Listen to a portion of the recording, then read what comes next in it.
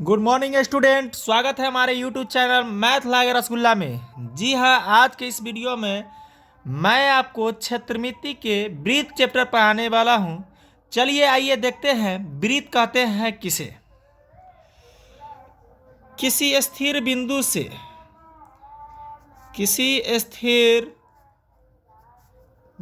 से एक निश्चित दूरी लेकर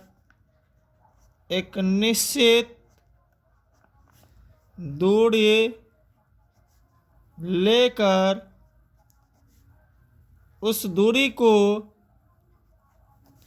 घुमाने से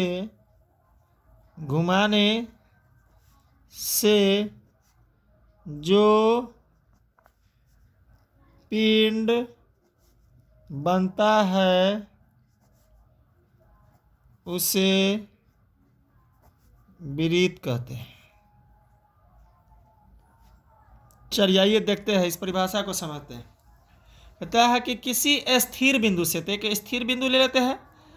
अब इस बिंदु से एक निश्चित दूरी लेकर के, तो एक निश्चित दूरी ले लीजिए।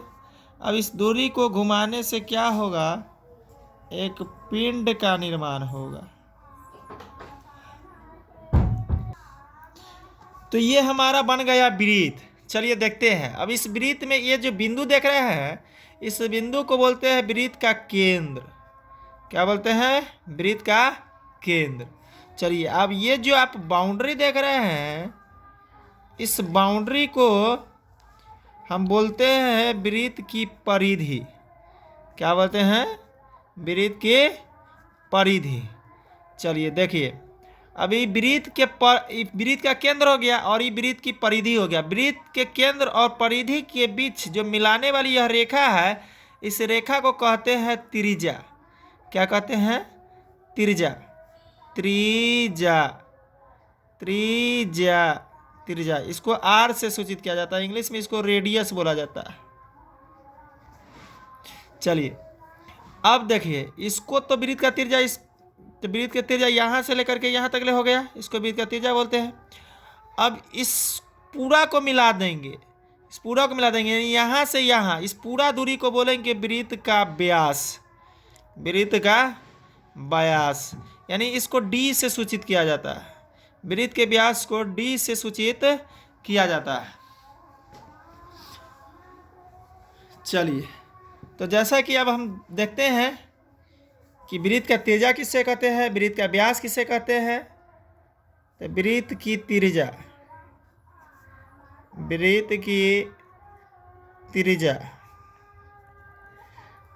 वृत्त के केंद्र और परिधि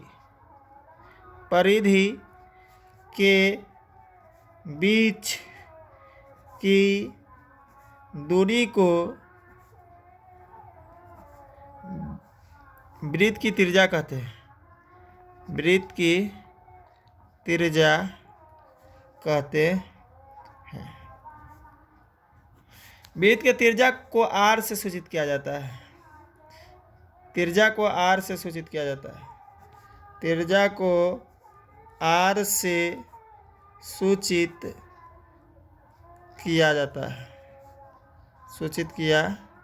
जाता है।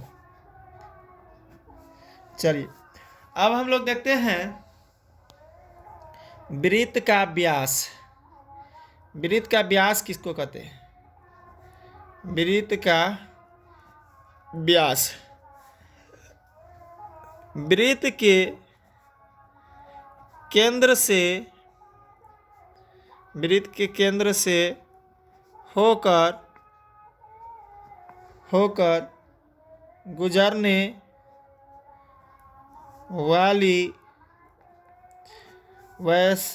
गुजरने वाला वैसा रेखा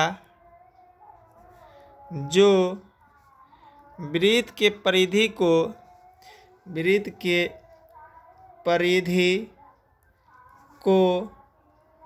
दोनों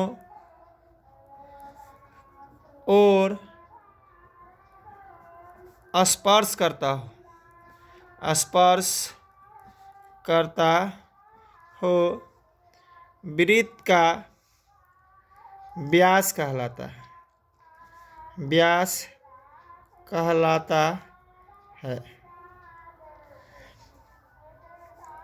वृत्त के व्यास को d से सूचित किया जाता है। d से सूचित किया जाता है। वृत्त का जो ये व्यास होता है ना, इस व्यास जो होता है त्रिज्या का 2 गुना होता है। इसीलिए हम लिख सकते हैं d बराबर 2r। d बराबर 2r का अर्थ हो गया d से व्यास और 2r का मतलब 2 त्रिज्या, यानी वृत्त का व्यास जो होता है त्रिज्या के 2 गुना होता है। या त्रिज्या बराबर हमारा हो जाएगा त्रिज्या r बराबर व्यास बट्टा 2। चलिए अब हम वृत्त के फार्मूला को देख लेते हैं। वृत्त का 2 ठो फार्मूला होता है। एक वृत्त का क्षेत्रफल होता है, वृत्त का क्षेत्रफल पाई r स्क्वायर, और एक होता है वृत्त का परिधि 2 पाई r, जहाँ पाई का मान 22/7 होता है और r का अर्थ त्रिज्या होता है।